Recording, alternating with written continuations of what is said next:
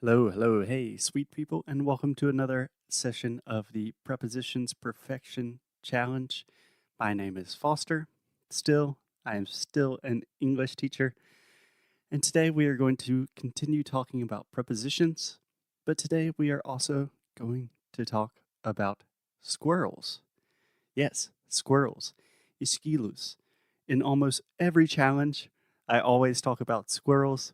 Whenever you are learning something new and difficult in English, for some reason, we always have to talk about squirrels. So, why are we talking about squirrels today?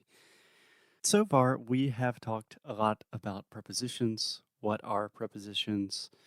And we've looked at some examples, and a lot of this might still be a little bit complicated for you or a little bit theoretical.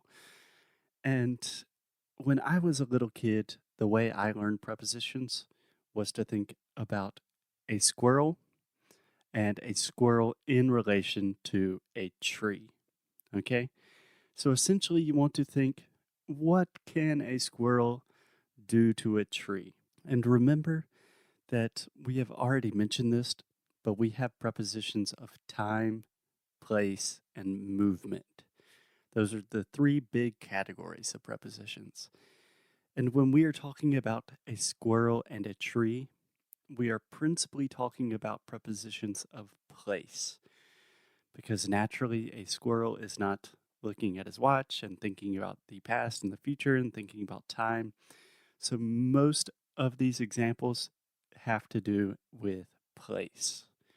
But still, this exercise of thinking about squirrels and trees, it can be really useful for a lot of students just to get a better idea of, okay, what are prepositions? We say prepositions are connection words that really demonstrate the relationship between one thing and another thing.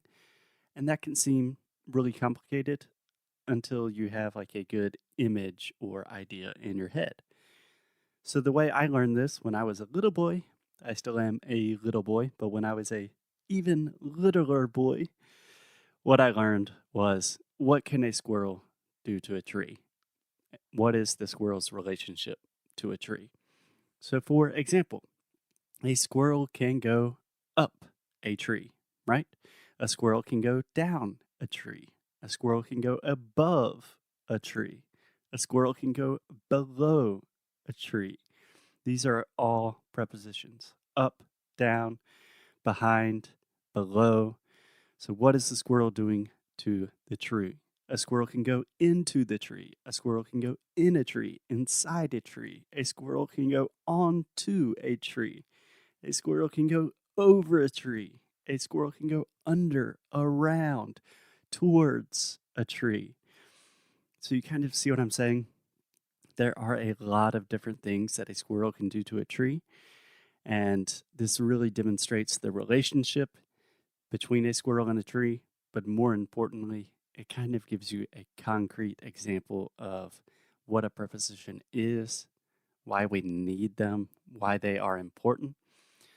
So if at any point during this challenge you are getting really confused and you are kind of missing the point, like if you are really studying prepositions and then you think, "Ugh, I don't even know why we do this, I don't know why we have prepositions," you can always take a moment to think about the squirrel and the tree. So, a very short lesson today, guys. A little bit silly, but it is something that has always stuck with me, and it was very useful for me as a little boy. So, I hope it will be useful for you, and I will talk to you guys tomorrow. Thanks a lot. Bye bye.